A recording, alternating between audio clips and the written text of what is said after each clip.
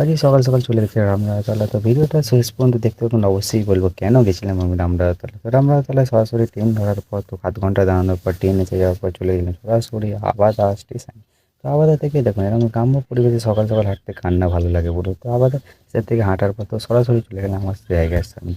তো এখানে একটা আমার ছোট্ট স্বপ্ন পূরণ হওয়ার দিন ছিল। তো কিছু বছর আগে এখানে একটা জায়গা কিনি। তো জায়গা কেনার মাধ্যমে তো যেমন আমাদের মতন মিডল ক্লাস ফ্যামিলি, তো প্রথমে তো একটু এই পেতে ভিত তুলেছিলাম। ভিত তোলার পর দেখুন ভিতের মাটি লেবেল করার জন্য দেখুন মিস্ত্রি লাগিয়েছিলাম। তো আপনাদের সাথে শেয়ার করলাম। দেখুন এই যে একটা জায়গা, দেখুন এরকম আমার গ্রাম্য পরিবেশে থাকতে তো খুবই ভালো লাগে। তো অবশ্যই কমেন্টে বন্ধুরা জানাবেন আপনাদের কেমন লাগে। তো গ্রামের এসে তো মিষ্টি তো খাবার দাবার দিয়ে কাজ বুঝিয়ে তো সরাসরি চলে এলাম স্টেশনের দিকে। তো রাস্তা পথে কত সুন্দর লাগছে একটা গ্রাম্য পরিবেশে থাকতে না।